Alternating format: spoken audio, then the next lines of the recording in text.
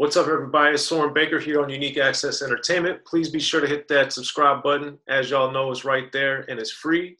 So go right there, hit that subscribe button so we can keep bringing you guys these interviews as often as possible.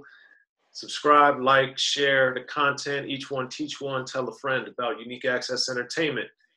Now, today we have the honor and privilege of being joined by one of the mighty, mighty legends from New York, M.O.P's Billy Danze. Thanks for coming through, sir. Thank you, brother. Thanks for having me. I'm happy. It's a beautiful day. I get to kick it with you. I'm getting the support from yourself. Man, I can't. I'm blessed, bro. I'm blessed, man. Yeah, Work. and you got the new album that just came out. We busy the listening session. So Yep. I'm excited to talk about that and weave in some M.O.P and solo history in between all of that. But Yes, sir. one thing that really excited me on the We Busy the Listening session was the Don't Believe You, the wordplay on there with the don't have principles, you need schooling and all that stuff. Yeah. So the perception, I think, for you as a solo artist and M.O.P as a group was always so hardcore, but I always really, when people listen, including myself, the lyrics are always super razor sharp and clever at times. So I wanted you to break down how you manage bringing lyricism to being so hardcore and so rough, rugged, and raw. Well, the first thing is that's where I'm from, right? I'm from that part of music, the beginning of it, when the artist or the writer took pride in what they was writing. You know what I mean? It was really important for them to write something that was, either mind-boggling or hit you in the pit of the stomach. So with this particular project, release is what we're calling it, because it's a part of the Billy Danze project. But this particular release, We Busy the Listening session, is self-explanatory. Like, I want you to listen. For some weird reason, I was looking on the internet maybe about a year or so ago, and some kid said, Billy never could really rap. He was never really nice. So not that I'm trying to prove something to him, but I think I need him to listen. Maybe I can make him proud of me. You know what I'm saying? And my guy, Too Busy, who did all the tracks, who produced the entire release, he was sending me these beats that made me just want to listen. You know what I mean? I didn't want to hear nothing over it that wasn't going to be right for it. So it made me write exactly what I wrote, and collectively with what I wrote and, his style of beats, it's just for you to listen to. You know what I'm saying? I don't want you to wild out and do the traditional, I want you to have the M.O.P effect, but I don't want you to have the M.O.P effect where you be like, take chains off and kick somebody. I don't want you to do that. I want you to listen to this. You know what I mean? So that's why we titled it the listening session. And I'm on my, I feel like I'm on my A game and I'm getting better every day. So I want to share that with people. Yeah, well, speaking of the beats, one of the one that really surprised me and I thought was very interesting and I wanted to ask you about was the one to grow on, because that is a rare rap song that I think has like no percussion on it, which really struck me because it's only happened a few times in my memory in rap history. So why did that beat speak to you with no drums? Because it had no drums, and the feeling of the loop of it, the feeling of it, and the way that it made me rap, like that was one of the songs that the beats that automatically I just wanted to listen to, but it pulled me right in. You know what I mean? That is one of my favorites. I like them all. I love them all, but that one is really my favorite. I got to work with Havoc on that. You know what I mean? And when people heard it, they like, well, why didn't Hav do a verse on it? I didn't need that. I needed Hav to back me up with what I was saying. You know what I mean? So it's these records and these songs are not just songs and records for me. It's like I'm not rapping on this particular release. I'm explaining. You know what I mean? So I would never follow the lead of a dude driven by greed, being planted on my feet. I find a way to succeed. You know what I mean? Like stuff like that. Like that's what it made me do. So that beat is amazing. Shout out to my man Too Busy. He's the up and coming producer who's got fire out of Switzerland. You know what I mean? So I'm really, really digging this dude's work, and we still doing more music right now.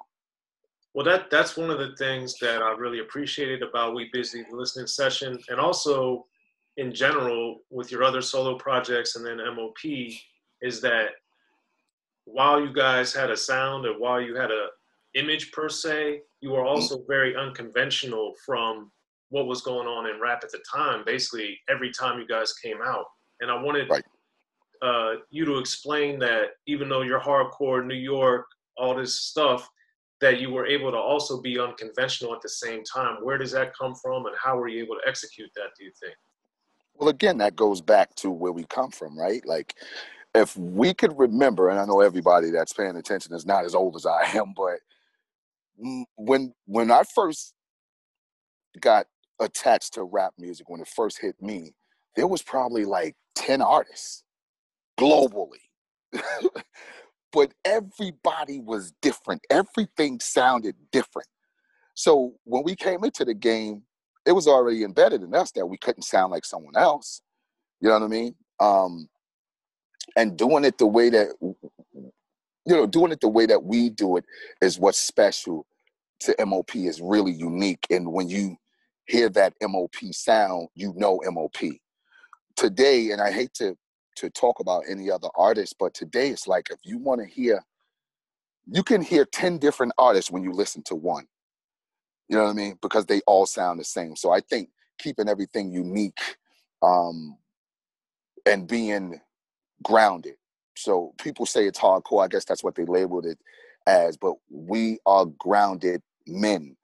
It's not really about rap, the rap style. You know what I mean? We are definitely, it's almost like ghetto education, if we can call it that. You know what I'm saying? So I'm just telling someone uh, that don't come to Brooklyn, New York, or don't come to Newark, New Jersey, or don't show up in Compton, have never been to Watts or anything like that. This is the kind of life that we live down here. We're not, I'm not really glorifying it. I'm just letting you know this is what we have to deal with down here. You know what I mean? So that's kind of the M.O.P. or my take on why we bring it the way we bring it, and why we try our best not to sound like someone else. We even go so far as try not to say the same words the way someone else says them. You know what I'm saying? Like we make sure, like because we're from that time where G-Rap didn't sound like Kane, Rakim didn't sound like KRS-One. You know what I mean? Scarface, coming from the South, he sounded like no one. NWA sounded like no one. That was special to us. That's what makes an artist special to me.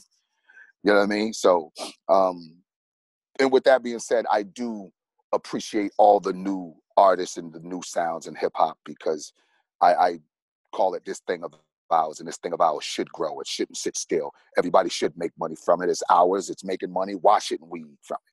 So people that make records that I necessarily do not like, me personally, please continue to make those records so that you can take care of yourself and take care of your family. Well, but ironically, and to your point earlier, is that that's what makes rap strong and what helped it grow and evolve was all the difference and the distinctiveness of the artists. Because, Yeah, if you like hardcore music, that shouldn't mean that you can't like somebody that's more pop. It doesn't mean right. that per se. Yeah, it's just like dope music. That's it, right? If it's good to you, love it. Exactly. And that also brings me to the Gotham song where to me the unfortunate thing that kind of caught on, the hip hop is dead thing that people have been saying now for a long time, and it's still doing pretty well for itself. But why on Gotham did you build like that little skit and story around it for that song? um, it was the feeling. It's how I felt at the moment. I didn't write any of that skit. It came directly from the men that said it. I talked to them about, shout out to my man Lays and my man Gator Brown, who does both parts of the intro. Um, I just told them how I feel about this beat and what it made me want to talk about. And they just came up with it and we just put it together and it was dope. I love um, my man Gator going to all true relievers in New York. Now, my guy, he's a television personality. He's on TV all the time, so this is his thing. and it was perfect. And dude, I got Method Man on the record. I knew Method Man my entire career, never done a record with him. And when I say, see, I don't like rappers, not that I don't like what they do as far as, you know, making music, but I like more of their personality. The dude has never changed on me. I remember him jumping out of a car, jumping out of the sunroof of a limo as I'm walking down the street on 34th Street. Like, oh, there go my cousin. You know what I mean? Like, oh, there go my cousin. So, and everywhere I've seen him around the world, it's been the same exact way. And when you think about it, this man basically, him and his crew, the whole Wu-Tang Clan, they basically turned shit into sugar. They did great. They have a huge name around around the world. And that's not why I wanted to do a record with him, because of what he could bring to the table as far as a fan base, but because he is a superhero when it comes to this music thing. So that's why it was perfect for Method Man to be on the song. Absolutely. You know what I mean? Yeah. And he bodied it too, by the way, bro. His rhythm is so crazy. Yeah, that's so crazy. Method Man's flows and his styles and his patterns are remarkable. And he's got so many, which I think is remarkable. And it shows his versatility, which is something that also I really enjoyed on We Busy the listening session, because Southern Man, to me, was another song that I really enjoyed, in the sense that it was, generally speaking, your whole body of work, not any individual songs per se, but that was one I wouldn't have expected you to be gravitating toward per se. So what spoke to you about that beat? Again, it was the sample in it, the Southern Man, boom, boom, boom, the hits in it and everything. See, I want to do records that I want everybody to feel like you felt when you heard that record. Like, what is this? I didn't expect it, but I like it. You know what I'm saying? So I've been reaching for tracks that make me do other things, come up with other topics. The sound of that, the feel of it, you know, it made me write the way I wrote to it.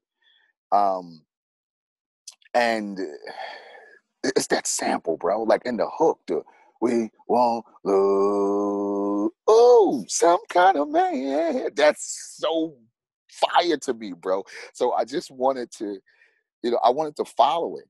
I think on this record, this might be the only record where I just followed. You know what I mean? I just let myself fall into the beats with that record, Southern Man, and every other record. I just let myself fall into it, and I allowed the beats to make me do what I needed to do. So, it's really hard when you listen to records and you could tell that the artist is fighting against the beat. The beat could be fire. The artist could be your favorite artist, but if it clashes, then it's like, ugh. You know what I'm saying? So this is something like, I've been here a long time as far as being an artist, but I'm learning more things. I got a clearer head now. You know what I'm saying? So Southern Man is something maybe I loved the hook, but wouldn't have liked the rest of the beat 10 years ago. But I loved it. You know what I'm saying? I love everything about that record, man. Again, shout out to Too Busy. That man did awesome work on this project, and we're already in right now, man. So that I'm happy about this particular release. So, and I can't wait to finish up the next one.